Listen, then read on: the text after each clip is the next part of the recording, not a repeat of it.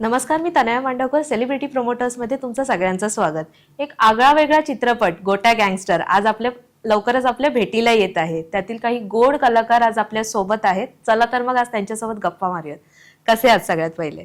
मस्त मस्त मस्त छान एक नंबर टकाटक टकाटक एकदम. टकाटक नाही बोला बोला. अजून काय बोलायचं? मला सगळ्यात पहिले तुमच्या रोल बद्दल जाणून घ्यायला आवडेल, तिघांच्या पण. मी गोट्या गँगस्टर या सिनेमामध्ये सायली नावाचं कॅरेक्टर करत आहे. ट्रेलरमध्ये तुम्ही पाहिलं असेल, या दोघांबरोबर जी तिसरी मुलगी असते, 3 मित्रांची ही गोष्ट आहे. तर त्यामधलं सायली हे माझं कॅरेक्टर आहे.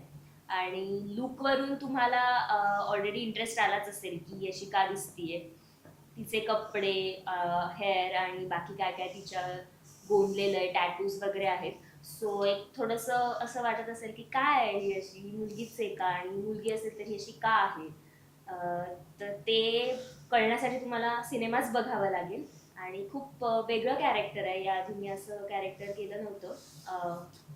मी ह्युमरस जॉनरच कधी, म्हणजे ही फिल्मच तशी आहे, पण त्यामध्ये माझं कॅरेक्टर त्याला फार जात नाही. या दोघांचं कॅरेक्टर असं आहे जे कॉमेडीकडे जातं. पण बाकी या कॅरेक्टरचे डिटेल्स, याची स्टोरी कळण्यासाठी तुम्हाला सिनेमा बघावा लागेल. तुमच्याकडे येईन सर मी. याचं कॉमेडी आहे कॅरेक्टर. हा, माझं कॅरेक्टर कॉमेडी आहे. त्याचं नाव बंडे आहे आणि तो असं इनोसंट आहे. आणि तो असे खूप मोठे मोठे प्लॅन करत असतो, पण ते सगळे त्याचे फसत असतात. आणि त्याला खरं तर तसं आतनं घाबरटे, पण तो दाखवत असतो की मी डॉन सारखा आहे किंवा मी बिंद असते. पण त्या प्रत्येक ऍक्शन मधनं कळतं की तो किती डरपोक आहे. आणि दुसरं म्हणजे तो मित्रांसाठी काही पण करायला एका पायावर रेडी असतो. आणि त्याचं स्वप्न एकच आहे की खूप पैसे कमवायचे खूप पैसे कमवायचे. आणि टॅक्सी घ्यायची. बस. प्रथमेश, तुझ्याकडे येईन मी की तू तुझ्या कॅरेक्टर बद्दल काय सांगशील? म्हणजे जसं गोट्या तुम्हाला गँगस्टर. की तो जसा मित्रांसाठी काही करायला रेडी असतो, तसा हा मित्र आहे. तो त्याच्याकडनं बरंच काय काय करून घेतो. आणि सिनेमाच्या सुरुवातीलाच तो त्याला सांगतो की चल, एका ठिकाणी फायरिंग सुरू आहे, तर आपण किती लोक मारतायत याचं काउंटिंग घेऊया. डायरेक्ट मरतायचं काउंटिंग घेऊया की किती लोक गन म्हणजे गोळी लागून मारतायत. आणि ते वहीवर लिहित असतात, 7, 8 असं सगळं काउंटिंग चाललेलं असतं. आणि सगळं असं रेकॉर्ड ठेवता तुम्ही? हा, सगळं रेकॉर्ड वहीत शाळेच्या. बापरे. असं एक म्हणजे कॉलेजच्या वहीत आम्ही ते रेकॉर्डिंग ठेवत असतो की काय काय होईल, कसं होईल, किती किती मेले, किती हाफ मर्डर किती झाले. रिसर्च, प्रॉपर रिसर्च असतो आमच्या वहीमध्ये. आणि त्यात मला असं वाटतं की तो जो गोट्या आहे त्याला असं गँगस्टरचं स्वप्न पडतं. म्हणजे त्याला असं होतं की लोकांना जनरली डॉक्टर बनायचं असतं, इंजिनियर बनायचं असतं, तर ह्याला गँगस्टर बनायचं. तर काय बनायचं, तर त्याला असं वाटतं की ह्या पदाला रिस्पेक्ट आहे. आणि जर आपण गँगस्टर बनलो तर आपल्याला लोक रिस्पेक्ट देतील त्याला. कारण त्याला घरी कोणी रिस्पेक्ट देत नाही, कॉलेजमध्ये कोणी रिस्पेक्ट देत नाही, चाळीमध्ये कोणी रिस्पेक्ट देत, कुठेच त्याला रिस्पेक्ट देत नाही.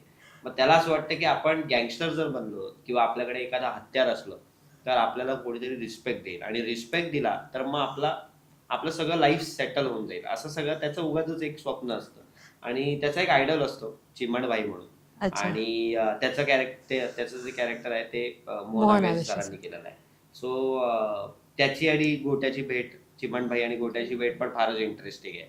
सो त्याच्यामुळे ना त्याची एक वेगळी काय म्हणा, यूथ किंवा यंग मुलं जेव्हा असतात तेव्हा आजूबाजूला जे घडत असतं ते बघून कसे इन्फ्लुएन्स होतात किंवा मुलं कशी इन्स्पायर होतात की बाबा मला हे करायचं. चुकीचे इन्स्पायर होतात की मला हे करायचंय, मला ते करायचंय. सो त्या गोष्टी गोट्या आणि बंड्या एकत्र करायचा प्रयत्न करत असतात. आणि त्याच्यात मग सायली बरोबर एक घटना घडते.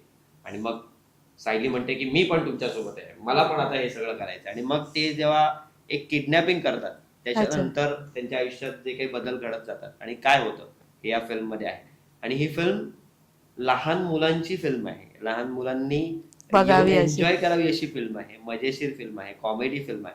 सो त्याच्यामुळे लहान मुलांना मी विनंती करतो की तुम्ही आई बाबांना जबरदस्ती करा आणि ही फिल्म बघायला घेऊन जा. लहानपणीच त्यांना कळेल की काही नाही करायचं. लहान मुलांना लहानपणीच कळेल की आपण काही नाही केलं पाहिजे. आणि मला असं वाटतं की अशी फिल्म आहे ना, गँगस्टर गिरी किंवा डॉन गिरी किंवा भाईगिरी अशा लेवलला मराठीत तरी असा ह्युमर आलेला नाही. या जॉनरामध्ये म्हणजे तो Comedy humor- plus असं. हा, तसा ह्युमर आणण्याचा राजेश पिंजानी सरांचा प्रयत्न होता आणि तो बऱ्यापैकी यशस्वी झालेला आहे असं आणि मला आज ते नाही वाटतं. येत. Yes. हो, आता ते आमच्यात नाही आहेत. सो त्याच्यामुळे ते त्यांना तर आम्ही खूपच जास्त मिस करतोय. पण आम्हाला अशी गॅरंटी आहे की ते जिकडे कुठे असतील तिकडून आम्हाला बघतायत आणि आम्हाला आशीर्वाद देतात आणि आम्हाला जसं कॅरेक्टर मध्ये गाईड करायचे तसं आम्हाला प्रमोशन मध्ये गाईड करता येते. आणि जेव्हा हे म्हणजे प्रथमेश तुझ्याकडे कॅरेक्टर आलं दगडू शांताराम परब टाइमपास मधलं ते खूप म्हणजे असं गाजलेलं कॅरेक्टर होतं आणि डायरेक्टली आता हे वेगळं असं काहीतरी गोटा गँगस्टर. तर काय म्हणजे असं जेव्हा ते आलं समोर स्क्रिप्ट की गोटा गँगस्टर हे कॅरेक्टर आपल्याला प्ले करत तेव्हा तुझी अशी थॉट प्रोसेस काय होती? आणि मला तेच होतं की मी नेहमी असं वाटतं की मला काहीतरी लोक असं म्हणतात की मी तेच करतो पण मला असं वाटतं की मी काहीतरी त्याच्यात पण वेगळं शोधायचा प्रयत्न राईट करत असतो राईट. आणि त्यात ही गँगस्टरगिरी होती हो. त्याची एक जर्नी होती आणि त्यात राजेश पिंजानी सर होते. त्यांना म्हणजे त्यांच्या आधीची एक फिल्म होती त्यांची बाबू बँड बाजा त्याला नॅशनल अवॉर्ड नॅशनल अवॉर्ड मिळाला होता. राईट. सो मला असं वाटलं की हा जो दिग्दर्शक आहे माझ्याकडनं काहीतरी वेगळं काम करून घेईल माझ्याकडनं काहीतरी वेगळं एक्सप्लोर करून घेईल राईट. आणि त्यावेळी मी फारच लहान पण होतो आणि लहान होतो त्याच्यामुळे उत्साही खूप होतो की आपण हे कसं करू शकतो काय करू शकतो आणि ज्या एक्साइटमेंट. पॉसिबिलिटीज होत्या त्या सगळ्या आम्ही एक्सप्लोर करायचा प्रयत्न केलाय. सो त्याच्यामुळे गोट्या गँगस्टर म्हणजे असं काही ऍक्शन फिल्म वगैरे नाहीये मला तेच वाटतं पण वेगळ्या प्रकारचा ह्युमर टॅप करायचा प्रयत्न आहे. सो त्याच्यामुळे तो ह्युमर लोकांना नक्की आवडेल. जसं माझी दगडू म्हणून डायलॉग बाजी Right. होती हे होती ते होती तसं त्याची पण हलकी फुलकी डायलॉग बाजी आहे पण ती तशी वेगळ्या गोट्याची काही अशी वेगळी स्पेशालिटी आहे का एखादा डायलॉग जो दगडूचा तर खूपच म्हणजे असं नाही, फेमस आहे दगडू शांताराम परब. लोक गोट्याला फट्टू म्हणतात. अच्छा. म्हणजे ही पण त्याला फट्टू म्हणते तू फट्टू आहे फट्टू साला म्हणतात ते लहान पोरगी आहे ती पण म्हणते या फट्टू आहे याने काय होत नाही वगैरे वगैरे. तर त्याचं म्हणणं असं की मला फट्टू म्हणू नका रे मला गोट्या म्हणा गोट्या अच्छा. गोट्या भाय अरे गोट्या गँगस्टर. तर ते सगळं छोट्या छोट्या गोष्टी आहेत. सो मला असं वाटतं ना की ही डायलॉगची फिल्म नाही ही सिच्युएशनल फिल्म त्या सिच्युएशन मध्ये लोक कसे अडकतात आणि Right. त्याची गंमत लोकांना किंवा त्यांचं माइंड कसं डायव्हर्ट होतं हा. त्यावेळी त्या एज मध्ये एक प्रॉपर की त्या age हे असं असलं पाहिजे कारण तू जसं बोललास की आजूबाजूला ऑलरेडी तुमचे ते मर्डर केसेस वगैरे चालू होते हा. त्याच्या ह्याच्यात तुम्ही इन्फ्लुएन्स झालात. influence झाला. राईट. तुझ्याकडे येईन मी ऐश्वर्या डिरेक्टली एक असं टॉम बॉय किंवा अशी रावडी गर्ल हे जेव्हा कॅरेक्टर तुझ्याकडे आलं तर तुझं असं काय होतं की हे एक असं कॅरेक्टर कारण पूर्ण मी ट्रेलर वगैरे लुक वेगळाच आहे तुझा. सो काय सांगशील त्याच्याबद्दल? वेगळी ऍक्च्युअली मुलगी ही नाही हो, आता असंच सांगावं लागेल.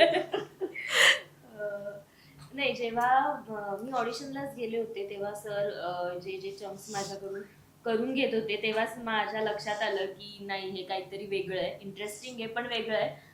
कारण खऱ्या म्हणजे रिअल लाईफ मध्ये मी आहे म्हणजे चिल आहे पण तशी टॉमबॉय किंवा असं राऊडी नाही. proper राऊडी किंवा टॉमबॉय म्हणतात बिहेवियर वाईज किंवा चालणं बोलणं उठणं बसणं तर तसं अजिबात नाहीये माझं. तर त्यामुळे ते खूप चॅलेंजिंग होतं आणि नंतर मग सरांनी एक एक गोष्टी जसं ते ऍड करत मला सांगायला लागले की आता तुझे केस कापावे लागतील आणि ज्या आपल्या मुलींच्या बेसिक गोष्टी असतात. सगळ्यात पहिली भीती वाटली असेल डायरेक्ट माझे केस कापायचे. हो नाही कारण मला त्यांचं खरं तर हेच होतं की आता मी ट्रेलर मध्ये तुम्ही बघितलं तर मी विग वापरला शूट मध्ये ओके. पण सरांना ते सुद्धा नको होतं. बापरे. त्यांना रिअलच तसे केस ठेवायचे होते आणि फक्त शॉर्ट हेअर केले म्हणजे ते जर आता असते तर तिला आताही त्यांनी कापायला लावले असते प्रमोशनसाठी. प्रमोशन. ओ. म्हणजे फक्त शॉर्ट हेअर हवे हाही मुद्दा नव्हता. ते खूप म्हणजे प्रॉपर एखादा हेअर कट असेल एकदम विचित्र कापलेले शॉर्ट हेअर ते हवे होते कारण तो जो वीग सुद्धा आहे तो पण असा एकदम विचित्र खूप यूज केलेला लहान मुलाचा वीग असा त्यांनी आम्ही यूज केलाय. माझ्या मापाने त्यांनी बनवून पण घेतला दुसरा मोठा वीग पण ते काय केलं त्यांनी पहिलाच लुक त्यांच्या डोक्यात बसलेला ऑलरेडी त्यांचं ते सेट होतं. सेट म्हणजे त्यांच्या डोक्यात होतं की सायली त्यांना कशी हवी होती आणि त्याच्यासाठी त्यांनी खूप मेहनत घेतली मला ते कॅरेक्टर करण्यासाठी कारण तो लुकच इतका परफेक्ट आहे की मला पुढच्या गोष्टी खूप सोप्या झाल्या. म्हणजे मी नुसती बसली जरी असेल 2 शॉर्टच्या मध्ये की ह्यांना वाटायचं की काय आता तू एवढी काय ऍक्टिंग काय करते आता बासकी मी नाही ऍक्टिंग करते मी नॉर्मल बसलीये. तरी ते त्यावर सरांनी खूपच मेहनत घेतली होती आणि माझ्याकडून पण त्या सर म्हणजे एक डायलॉग जे सर असे होते की प्रत्येकाचं ते डायलॉग सकट इनॅक्ट करून दाखवायचे ऍक्टिव्हिटीज असतील की तो दगडू गोट्या. गोट्या. जायचो, पळतो, ह्याला मारतो, किंवा ऍक्शन सिक्वेन्स जो काही आहे शूटिंगचा वगैरे, तर ते सगळं इनॅक्ट करून दाखवायचे. इव्हन डायलॉग सकट त्यांनी इतकी हेल्प केली मला की मला खूप म्हणजे हळूहळू गोष्टी त्या सुटत गेल्या. आता ट्रेलर मधला सुद्धा जो माझा डायलॉग आहे प्रॉमिनंटली, मलाही ट्रेलर बघताना असं वाटलं की सगळं ते आठवलं सगळं की पूर्ण सर कसे बोलून दाखवायचे आणि करून घ्यायचे. त्यामुळे मला असं वाटतं की त्यांनी खूप प्रेमाने मला ते कॅरेक्टर दिलं, माझ्याकडून करून घेतलं, आणि खूप म्हणजे ते इतके काय म्हणतात त्याला, Perfectionist. परफेक्शनिस्ट, आणि त्यांना इतकं त्या कॅरेक्टर बद्दल हे होतं की मला ऐश्वर्याचा लुक रिव्हील नाही करायचा आहे सायली म्हणून. तू फोटोज नको टाकूस अजिबात. मी अजूनही माझ्याकडे ते 7 ते 8 वर्षांपूर्वीचे फोटो त्या बापरे. look मधले मी जपून ठेवलेत की आता मला फायनली ते फोटोज ती एक मोमेंट असते. येणार आहेत त्यावेळे. आणि म्हणजे त्यांची खूप इच्छा होती की मी तुझा हा लुक रिव्हील करणार आहे, तू अजिबात फोटोज वगैरे काही टाकू नकोस, थोडस ठेव, आपण तुझा लुक रिव्हील करू, मस्त सगळे शॉक होतील. सो पण पहिला असा शॉकच बसला असेल ना डायरेक्टली लॉंग हेअर्स वरनं शॉर्ट हेअर्स कसं करू हे कारण माझे आता आहे त्याहीपेक्षा खूप लांब केस ओके. होते, आणि त्या प्रोसेस मध्ये पूर्ण जसा विग आहे तसे शॉर्ट आम्ही केले नाही, तरी त्या विग मध्ये सुद्धा केस ते मावले पाहिजे, त्यामुळे बरोबर. त्यांनी बेसिक शॉर्ट तर केलेच होते, पण ती पण म्हणजे माझ्यासाठी काहीतरी वेगळं आणि चॅलेंजिंग होतं. सो मजा आली. येस. तुझ्याकडे येईन विनोद मी. तुम्हाला म्हणजे जेव्हा आलं हे कॅरेक्टर तेव्हा तुमचं म्हणजे असं काय होतं थॉट प्रोसेस की एका गँगस्टरच्या बोलतो ना मित्राचा हे रोल करायचंय, त्यांनी जस्ट सांगितलं, तुम्हाला काय म्हणजे अशी थॉट प्रोसेस काय होती तुमची जेव्हा तर कॅरेक्टर? आपल्याला कोणीतरी एवढा मोठा रोल दिलाय ह्याच्यातच मी खूप आनंदी झाले. अरे बापरे. आणि खूप म्हणजे मला एक आनंदाचा धक्का होता, सरप्राईज होतं माझ्यासाठी. आणि म्हणतो ना आपण ज्यासाठी केला 8 तास, तसं काही सिच्युएशन माझ्यासाठी होती आणि खूप भारी वाटलेलं हरवून मिळालं. आणि तर राजेश पिंजानी सरांना मी बाबू बँड बाजाच्या प्रोसेस पासून ओळखत होतो. ओके. त्यांना मी त्या PR म्हणजे मी जर्नलिझम केल्यामुळे त्यावेळी PR मध्ये काम करायचो सुरुवातीला, तर तेव्हा त्यांची माझी ओळख झालेली. आणि तेव्हा मला खूप असं व्हायचं की यार सर मला ऍक्टर व्हायचंय, पण मला बाकी सगळं करावं लागतंय, कारण पुण्याच्या बाहेर न येऊन पुण्यात राहायचं, तर बेसिक खर्चापुरते पैसे कमवले पाहिजेत म्हणून मी Right. काम करायचो. तर त्यावेळी त्यांनी मला एक गोष्ट सांगितलेली की तू कुछ भी कर लेकिन दिमाग में एक रखना की तेरे को एक्टर बनने का है. तर मी ते फॉलो करत राहिले आणि बरोबर त्यांच्याकडनंच मला ती संधी आली. राईट. तर मला खूप ते भारी वाटलं. आणि मग त्यात स्टोरी इंटरेस्टिंग होती, सिनेमा खूप चांगला होता आणि माझं कॅरेक्टर एकदम वेगळं होतं. म्हणजे त्याला ऑलरेडी त्या लिखाणातच अशा शेड्स होत्या, लिखाणातच इतक्या इंटरेस्टिंग सिच्युएशन्स होत्या की मी फक्त त्या इमोशनला जरी पकडलं तरी ते चांगलं वर्क होणार होतं. त्यामुळे छान वाटलं. खरंच. सर सांगतील ते मी फॉलो केलं. सुरुवातीला मला बऱ्याच वेळेला कळायचं नाही काय, पण तेव्हा मला प्रथमेशनी खूप मदत केली, ऐश्वर्याने फोकस राहण्यासाठी मदत केली आणि ते झालं. अरे वा. तुमच्या ऑफ स्क्रीन केमिस्ट्री बद्दल मला खूप ऐकायला आवडेल. खरंच ऑफ स्क्रीन जशी तिघाची केमिस्ट्री होती, आमची ऑफ स्क्रीन म्हणजे केमिस्ट्री, हिस्ट्री हे सगळं ऐकायला आवडेल मला. सगळं आमचं एकत्र, म्हणजे सायन्स, गणित सगळं आमचं एकदम जुळून आलेलं आहे. म्हणजे ऐश्वर्या तर माझी खूप आधीपासूनच मैत्रीण होती. आम्ही एक वर्कशॉप केलेलं प्रवीण तरडे सरांचं, तेव्हा आमची तिथे भेट झालेली. आणि ती वर्कशॉप चालू असतानाच ती फॅन्ड्रीच्या ऑडिशनला गेली आणि तिकडे तिचं कास्टिंग झालेलं. तर तेव्हापासूनच ती म्हणजे खूप चांगलं काम करते ही मला माहित होतं. आणि जे कास्टिंगच्या दरम्यान हिच्या रोलसाठी बरेच ऑप्शन्स होते, पण मला सतत असं वाटायचं की नाही यार ऐश्वर्याचं झालं पाहिजे, म्हणजे आपलं एक रियुनियन होईल. कारण मध्ये वर्कशॉप नंतर 3-4 वर्ष गेलेली, मग ती ललितला गेली, असं छोट्या मुलीची मोठी मुलगी झाली होती तो दरम्यानच्या काळात, म्हणजे तरी लहानच होती. तर ते वाटायचं आणि बरोबर तिचंच कास्टिंग झालं. आणि त्याच्या पुढचा म्हणजे प्रथमेश भाई, त्यावेळी कसं आपल्या पिढीतला एक स्टार ऍक्टर आणि त्याच्या बरोबर आपल्याला ही संधी मिळते. तर फक्त एक होतं की त्याला मी आधी क्रिकेटच्या मॅचेस मध्ये सेलिब्रिटी लीगच्या मी खूप अँटी चेरिंग केलेलं, त्यामुळे भीती होती. आणि ते लक्षात ठेवलं तर हा इथे बरोबर सगळं पण म्हणतात ना मोठी माणसं ही अशीच मोठी नसतात, बरोबर. अशी छोट्या छोट्या गोष्टी लक्षात ठेवत नाही. म्हणजे आमच्या सगळ्यांचं फेवरेट आहे शाहरुख, तसं त्यांनी ते फॉलो केलं की इस दुनिया में छोटी छोटी बातें होती रहती है सेनोरिटा. आणि आमची केमिस्ट्री म्हणजे मी बऱ्याच वेळेला बडे बडे शहरों में ऐसी छोटी छोटी बातें होती रहती है होतं. आणि तर आम्हाला खूप मजा आली. मी शूट नसलं तरी भेटायला जायचो. अरे वा, खरंच. दिवशी तर प्रथमेशला फोन यायचा, अरे ये ना, काय करतोय घरी भेटायला. अरे वा, हे तर चालेल. म्हणजे आम्ही मजाच जास्त केली. मजा असते. तुला विचारेन मी ऐश्वर्या, दोघांसोबत पहिल्यांदा काम केलंस आणि रोल पण अगदीच म्हणजे वेगळा, असं पण नाही. मोस्टली आपण असतं की हिरोईन आणि को ऍक्टर वगैरे असे, पण एक रावडी रोल, तो त्या दोघांबद्दल कसं होतं बोलतात एक बॉन्डिंग, इव्हन ऑफ स्क्रीन सुद्धा? कारण मेहनत तर तू बोलीस मी खूप घेतली, खूप चॅलेंजेस आले होते, तर त्याच्याबद्दल काय सांगशील? ऑफ स्क्रीन खरंच खूप मजा केली आम्ही, कारण हे तसे ऑफ स्क्रीन हे ऑन स्क्रीन पण मजा करायचं. Right. कॉमेडीज फिल्म आहे ना, त्यामुळे ते जरी आम्ही ते- comedy आहोत. नाही तुम्हाला In short. तुम्हाला आम्ही मेहनत कशाला नाही घ्यावी लागली, कारण आम्ही मजा करायला लागलो. तुमच्यात तो सेन्स ऑफ ह्युमर भरलेलाच होता, त्यामुळे तुम्हाला असे वेगळे कष्ट नाही घ्यावे लागले. पण म्हणजे सिनेमामध्ये सुद्धा यांनी गँगस्टरगिरी, भाईगिरी जी काही केली आहे, त्याच्यामध्ये ते जे काही फसत असतात, त्यामुळे त्यांची जी काही मजा चालू असते, सो त्यांना सिनेमामध्ये पण करायला मिळालं. पण सिनेमामध्ये मी करू शकत नव्हते, मला यांच्या त्या सगळ्या फालतूगिरीमध्ये इन्व्हॉल्व्ह होता येत नव्हतं. त्यामुळे ऑफ स्क्रीन आम्ही खूप फालतूगिरी करायचो आणि हे दोघंही मिळून मला खूप कॉर्नर करायचे.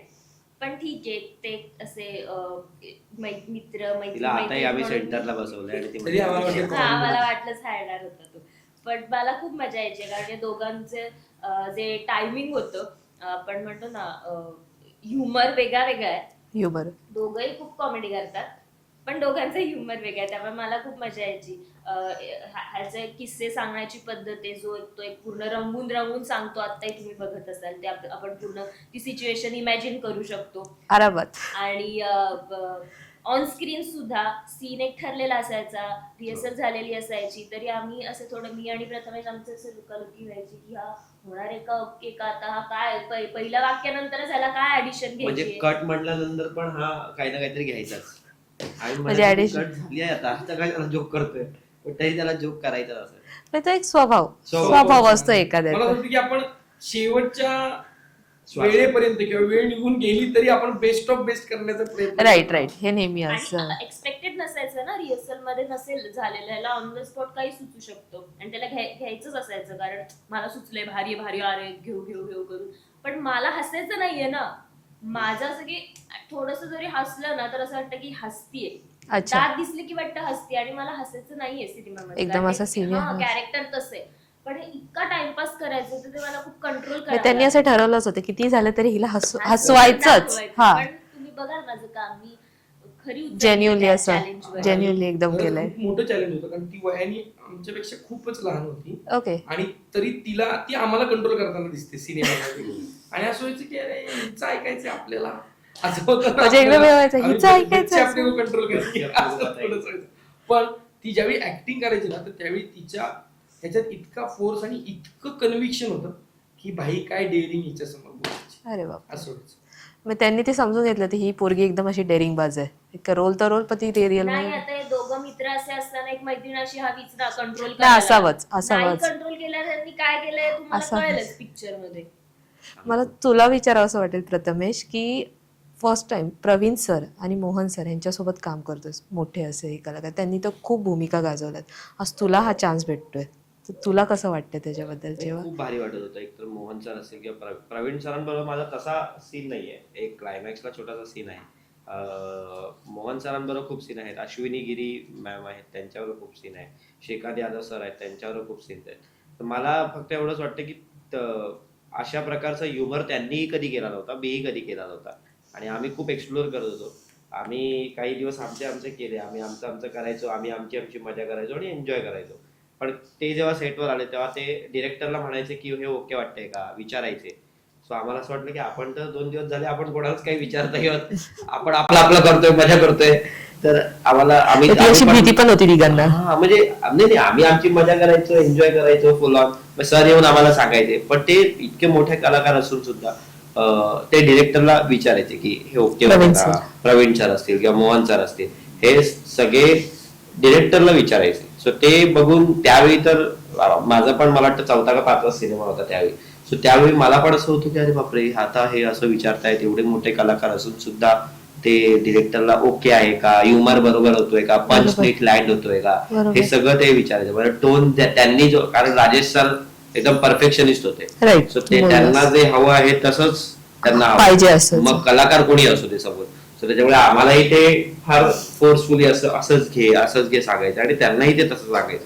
सो ते कलाकार रिसीव्ह करून ते त्यांनी जे ठरवलेलं होतं ते कट करून त्यांचं जे म्हणणं आहे ते लगेच त्याच वेळी अप्लाय करायचं. सो ही सगळी प्रोसेस त्यांच्याकडनं आम्हाला शिकायला मिळाली की इतकं इझिली आपण काहीतरी आपण ठरवलेलं चेंज करायचं असतं लगेच. डिरेक्टरला जे हवं आहे ते लगेच कसं आपल्या बॉडीमध्ये आणायचं आणि लगेच कसं परफॉर्म करायचं. सो ते शिकायला त्यावेळी आम्हाला खूप मिळालं.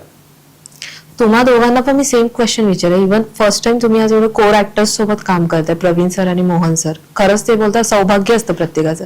तुम्ही काय सांगाल त्या दोघांबद्दल? म्हणजे असं कसं काय ती बोलतात ना एक्साइटमेंट होती जेव्हा तुमच्या समोर आलं की मोहन सर आणि प्रवीण सरांसोबत तुम्हाला काम करायचंय? नक्कीच, कारण पहिल्यांदाच जेव्हा सरांनी सांगितलं की हे लोक असणार आहेत तेव्हाच मला विश्वास बसत नव्हता की खरंच आपण हा सिनेमा करतोय आणि या लोकांसोबत काम करण्याची संधी मिळते. कारण विनोदनी सांगितलं तसं तरडे सरांचं तर मी वर्कशॉपच केलं होतं, तर ते सर होते त्याच्यामध्ये आणि आता एक को ऍक्टर असणार आहेत. परत अश्विनी गिरी, ती अश्विनी ताई म्हणते मी, कारण ललितला असताना ती आम्हाला शिकवायला होती. अच्छा. मी जस्ट पास आउट झाले होते, सो ती एक एक्साइटमेंट होती मला. ते बॉन्ड आधीच तुला माहिती होतं अश्विनी ताईंचं वगैरे की कसं तुझा आणि त्यांचा एक थोडंसं बॉन्ड होतं? तेव्हा ही एक्साइटमेंट होती की ती शिकवणारी होती ताई, आम्ही म्हणत असलो तरी शिक्षक गुरुच होते. आणि ऍक्टिंग करायची कधी संधी नव्हती मिळाली, स्टेज शेअर करायची. आणि इथे असं होणार आहे की शिकवलंय तुम्हाला 3 वर्ष आणि आता तू 3 वर्षांनी हेच केलं माझ्यासमोर, असं नको व्हायला. त्यामुळे ते पण धडपड होतं. आणि मग मोहन आगाशे सर, त्यांच्याबद्दल तर म्हणजे आता ह्यांच्या बरोबर पण काम करताना अश्विनीताई किंवा काय त्यांच्याबरोबर थोडा कम्फर्ट झोन हळूहळू आला. पण मोहन आगाशे सरांबरोबर तसे एकदम पर्सनली सीन नसले तरी त्यांच्याबरोबर एक ते फ्रेम शेअर करणं एन्व्हायरमेंट मध्ये राहायचं होतं, खूप मोठी गोष्ट होती. म्हणजे त्यांना हाय पहिल्यांदा ग्रीट करणं, कसं हाय करू, हाय हॅलो, कारण त्यांना मी बघितलंय मोस्टली म्हणजे मराठी सिनेमे त्यांचे आहेतच आपल्याला माहित आहेत, पण हिंदीमध्ये जसे त्यांनी रोल केलेत तर त्याच्यानुसार एक थोडस आपल्या समोर दडपण येतं, कसे असतील काय असतील. परत ऐकलेलं वेगळंच असतं की मोठ्या कलाकारांचं म्हणजे थोडस असतात ना की वय वाढल्यात पण थोडस असं होऊ शकतं आणि काय, पण त्यांना हाय हॅलो करावं नाही करावं भीती एक असते मनात. म्हणजे त्यांनी खूप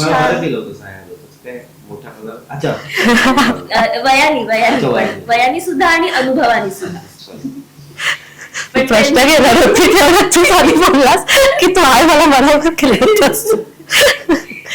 पण खूप छान एक्सपिरियन्स होता. ते असं एकदम आजोबा टाईप त्यांनी फिलिंग दिलं होतं आम्हाला आणि एकदम केअरिंग. मला आठवतंय की मला थोडंसं आय थिंक ऍसिडिटीमुळे जागरणामुळे त्रास पण झाला होता, तर ते स्वतःहून येऊन मला विचारपूस करत होते, तिला हे द्या ते द्या आणि काय खाल्लं, खूप बरं वाटतं ना तेव्हा, झोप काढा, आराम करा वगैरे. तर एकदम असं मोहन आगाशे सरांनी सांगितलं, विचारला डेकर दिला ओके मी ते सगळ्याच कलाकारांबरोबर. आणि हे तर हे लोक आपल्याला माहिती की यांचं दडपण वगैरे येऊ शकतं, पण मला प्रथमेश परब सरांचं पण दडपण आलं होतं. दडपण मी प्रश्न केला होता तू आधीच दडपण आलेलं त्याला तर ते क्लिअर झालं. म्हणजे माहिती नाही, कारण मी याच्याबद्दल खूप ऐकल्या होत्या चांगल्या गोष्टी. सांगशील का एखादी सांगशील का आम्हाला पण एखादी चांगली गोष्ट सांग ना त्याची. म्हणजे आपण थिएटर बॅकग्राऊंड आहे, मी पण थिएटर केलेलं आणि मुंबईमध्ये काम केलंय, इंटर कॉलेज महत्वाच्या गोष्टी पुण्याचा थिएटर ग्रुप, मुंबईचा थिएटर ग्रुप, एक टशन टाईप पण असतं ना. आणि पण टाइमपास मुळे तर आपल्याला माहितीच आहे की काम भारी करतोच तो, पण बाकी पण कॅरेक्टर्स आणि ऍक्टर म्हणून खूप मस्त आहे. फक्त कॉमेडी जॉनर नाही, सगळंच खूप एक ऍक्टर म्हणून खूप छान आहे असं ऐकलं होतं. नंतर फायनली याचं कास्टिंग झालं, मी पहिल्या दिवशी भेटलो तर मला असं वाटलं होतं की आपण कसं नॉर्मल हाय हॅलो वगैरे आपण असं करतो, पण जास्त मी तेवढं फ्रीली नाही हे करू शकत. की खरं तर इम्पॉर्टंट होतं, कारण ते तिघा जणांची मैत्री त्यामध्ये मेन होती. त्या मैत्रीपोटीच ते जे काही करतात ते करतात त्या सिनेमामध्ये, त्यामुळे ते बॉन्डिंग होणं खूप गरजेचं होतं. पण मी काही एफर्ट्स घेण्यापेक्षा त्यांनीच खूप कम्फर्टेबल केलं, खूप म्हणजे बोलण्यापासूनच आणि मग नंतर जे हे दोघं भेटल्यानंतर त्यांचं जे मजा माझ्या चालू. विरोधात त्यांनी सुरू केलं कांड, त्याच्यामुळे तर खूपच तुमच्या इनोसंट चेहऱ्यांकडे बघून तुम्हाला असं वाटतंय का आम्ही काही कांड करू? आम्ही नाही, फक्त जसे रोल येतात तसे आम्ही मजा करतो फक्त आम्ही मजा करतो, मजा करतो. आनंद वाटतो. आनंद वाटतो आम्हाला. ह्यांनी खूप माझे मध्ये मध्ये कौतुक करायचे, ऍक्टिंग वरून पण आम्हाला बोललेला, तर मला ते कळायला थोडासा वेळ गेला की हे कौतुक होतं, सार्कॅझम होता, टिप्पणी होती, की करायचं होतं की नव्हतं करायचं असं, पण मजा आली एकूणच काम करताना. तू काय सांगशील विनोद? खरं तर आपलं स्वप्नच असतं की मोठं कलाकार व्हावं, बरोबर. आणि ते होण्यासाठी आपल्याला मोठ्या कलाकारांबरोबर आधी काम करावं लागतं, त्यांच्याकडनं शिकावं, त्यांच्या छत्रछायेखाली त्यांच्या शिकावं लागतं.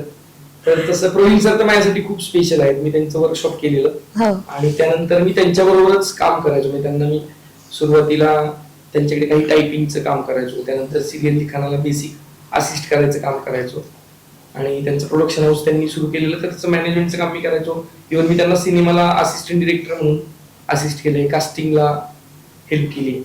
तर त्याच्यामुळे ते माझ्यासाठी म्हणजे असे एक गुरुस्थानी एक रोल मॉडेल आहेत, रोल मॉडेल. तर त्यांच्याबरोबर काम करायचं, आणि म्हणजे त्यावेळी असं होतं की नुकतीच 5-7 वर्ष झाली बरोबर काम करून, पण त्यांचा इतका ओढा होता आणि इतकं आदरयुक्त भीती होती की त्यांच्याशी असं डोळ्यात डोळे घालून बोलायची पण माझी डेअरिंग नव्हती, आणि त्यांच्याच बरोबर सीन करायचा आहे. खूप दडपण आलं असेल. पण आलं, भीती आणि पण 7 तेवढीच. वर्ष भीती पण होती, आणि 7 वर्ष ओळख झाली ती, पण कधी स्क्रीन शेअर नव्हती की.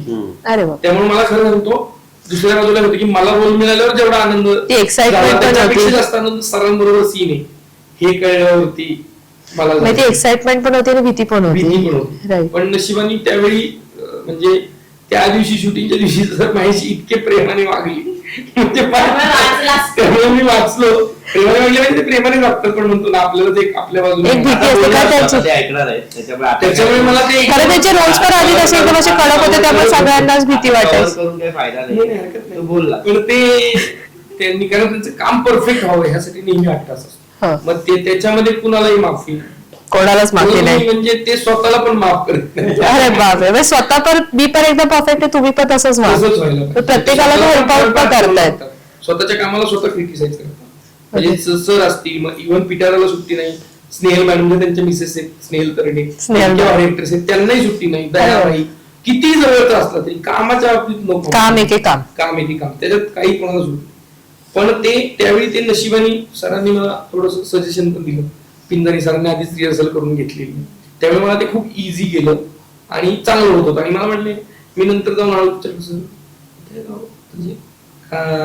माती घातोय, म्हणजे नाही चांगलं करतोयस आणि सगळं सेम करतोय, सेम महत्वाचं म्हणजे कंटिन्युटी होतोय.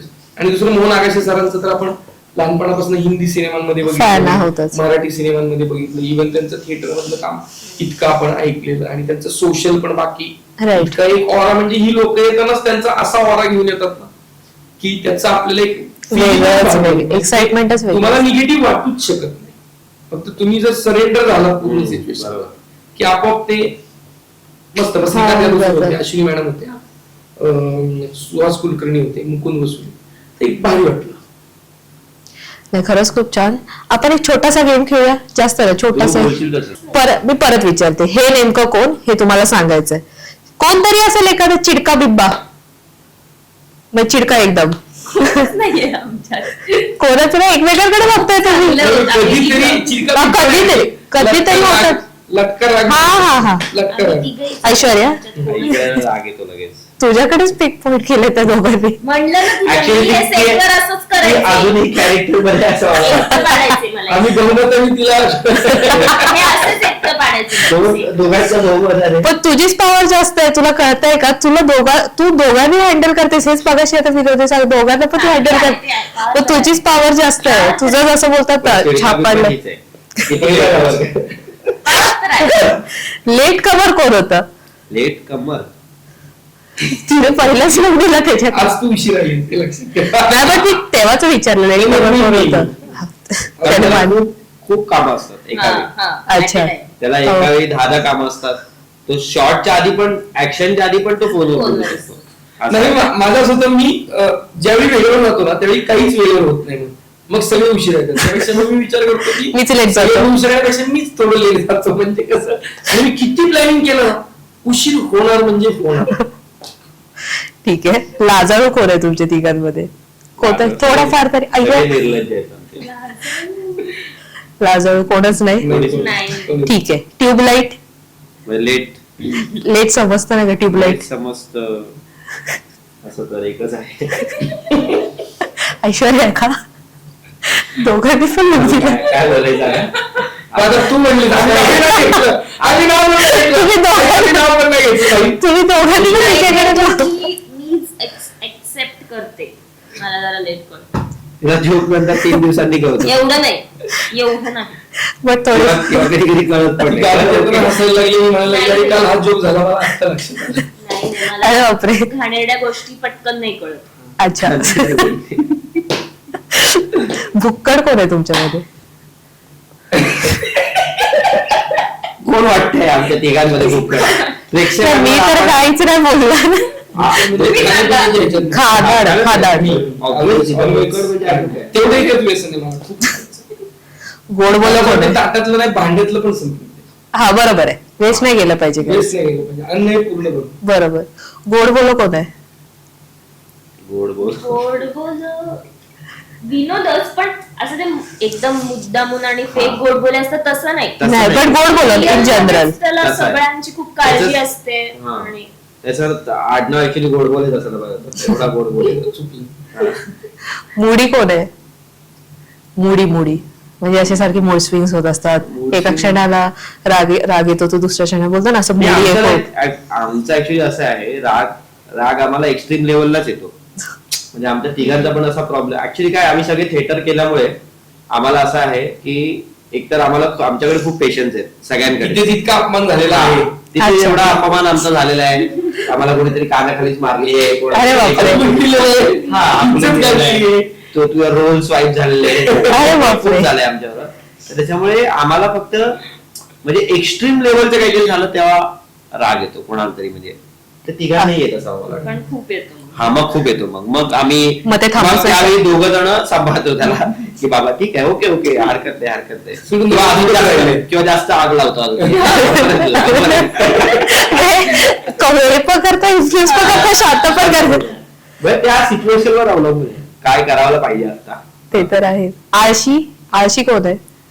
तिघं पण आळशीच होता ऍक्च्युली. नाही, तिघही आळशी नाही होत. एक होता आळशी. कामाच्या बाबतीत नाही. कामाच्या बाबतीत नाही, पण आता आम्हाला झोपायचं ऍक्च्युली. इंजिनिअरिंग आळशी आहे थोडासा. ओके, मी मानतो. तू स्वतःच एक्सेप्ट करतोस. Yes. खरंच खरंच खूप छान वाटलं. जाता जाता आमच्या प्रेक्षकांना तुम्ही तिघं पण काय सांगाल?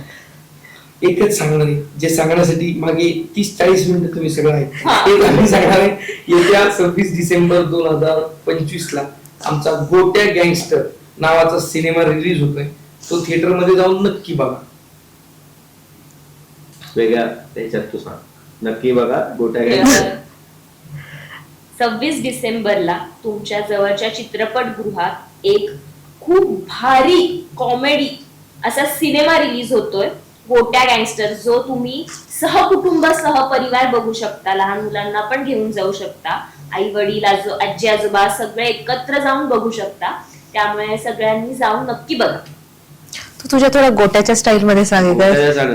हा, गोट्या गँग्स काय सांगशील? लोक 26 26 लोक 26 डिसेंबरला जाऊन बघायचंय गोट्या भाई. गोट्या गँगस्टर कळलं? जाऊन बघायला, नाहीतर मग मी तुम्हाला बघेन, नाहीतर. खरंच खूप छान वाटलं तुमच्यासोबत गप्पा मारून. Thank you Thank you so much.